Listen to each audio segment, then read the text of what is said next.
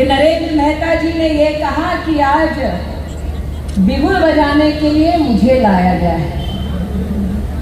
बहनें बिगुल नहीं बजाती, भाई जब युद्ध की भूमि पर पहला कदम रखता है तो उसके ललाट पर विजयश्री का तिलक करती है कि उनको बुलडोजर वाला बाबा कहा जाता है। लेकिन जब बहन ने तिलक लगा दिया, बुलडोजर यूपी से चल पड़ा, तब कैसे कोई मुजफ्फर टिक पाएगा।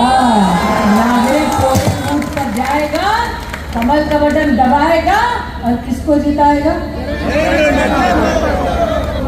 कैसा बोलते हैं, किसको जिताएगा? किसको जिताएगा? मीरा भाईंदर 145 विधानसभा क्षेत्र के महायुति के उम्मीदवार नरेंद्र मेहता की प्रचार सभा की आज भाईंदर पश्चिम में 52 जुलाई से शुरुआत की गई थी। इस सभा में पूर्व केंद्रीय मंत्री स्मृति ईरानी आई थी, जिन्होंने बेबाक तरीके से आज भाषण किया और कांग्रेस के उम्मीदवार मुजफ्फर हुसैन पर भी उन्होंने कई आरोप किए। इस संदर्भ में हमने पूर्व केंद्रीय मंत्री स्मृति ईरानी सहित भारतीय जनता पार्टी के उम्मीदवार नरेंद्र मेहता से बातचीत की। आइए जानते हैं उन्होंने क्या कहा।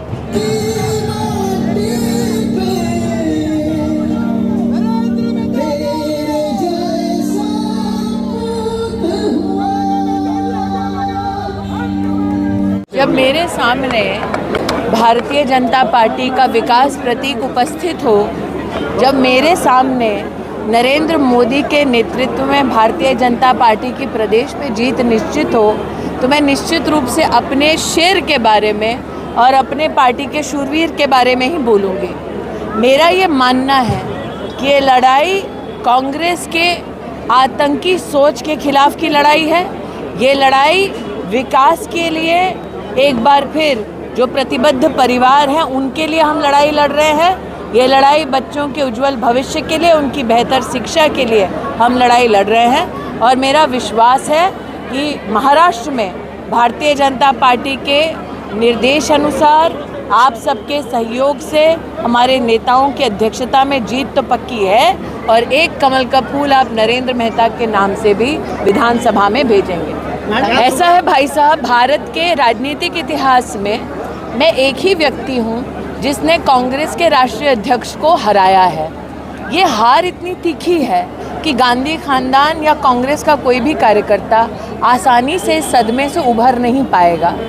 और इस हार की गूंज इतनी तगड़ी थी कि 2024 में भी वो परिवार मेरे सामने खुद लड़ने में असमर्थ था। तो निश्चित रूप से मैं उस पार्टी की सदस्य हूं जिसने 10 करोड़ से ज़्यादा गरीब औरतों को न सिर्फ गैस का सिलेंडर दिलाया, बल्कि साथ ही लाडली बहन योजना के अंतर्गत कैश ट्रांसफ़र भी हर घर में पहुंचाया। मैं उस पार्टी की कार्यकर्ता हूं जिसने 5 लाख रुपए का जनधन योजना के माध्यम से और आयुष्मान योजना के माध्यम से देश के गरीब परिवारों को भी संरक्षित होते देखा है। तो निश्चित रूप से भारतीय जनता पार्टी की सामान्य कार्यकर्ता जिसने कांग्रेस के राष्ट्रीय अध्यक्ष को हरा दिया, उस पर बार बार कटाक्ष होगा ही। देखिए, आज स्मृति ईरानी जो केंद्रीय मंत्री हमारे मीरा भाईंदर में प्रचार के लिए आए थे और आपने देखा होगा कि जिस तरह से जन समर्थन मिला है और स्मृति जी को सुनने आए थे। उन्होंने देश की बातें भी कही, शहर की बातें भी कही और कमल का क्यों जीतना ज़रूरी है, भाजपा का क्यों जीतना ज़रूरी है, इस बारे में लोगों से कहा। और मैं आपके माध्यम से जनता से भी यही कहूँगा कि उन्होंने जो बातें की उसको अमल करें। क्या कहेंगे आप? देखिए, हर एक के जीवन में लकी चाम कुछ होता है। स्मृति जी 14 में जब हम विधानसभा तब भी आए, 17 में कॉरपोरेशन में आए, 12 में वो आए, लेकिन किसी कारण से हम 19 में नहीं वो आ पाए। और ऐसा मैं मानता हूँ कि मेरा लकी चाम नहीं आया, इस बार वो आए तो हमें विश्वास है कि स्मृति जी आए हैं तो हम चुनाव जीतेंगे। फर्क है, देखिए, 19 में झूठ फैलाया गया था और 24 में वो झूठ का पर्दाफाश हो चुका है।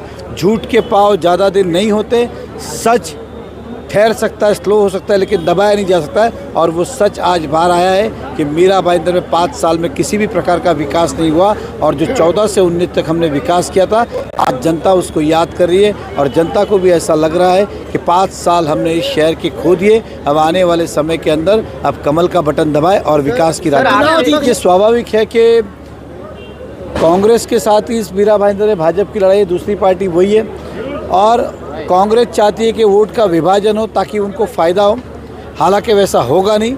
लेकिन फिर भी हम इस शहर के वासियों से कहेंगे कि कांग्रेस के झांसे में नहीं आए, अपना वोट किसी भी इंडिपेंडेंट को नहीं दे, क्योंकि ये कांग्रेस की एक सोची समझी रणनीति और प्लान है।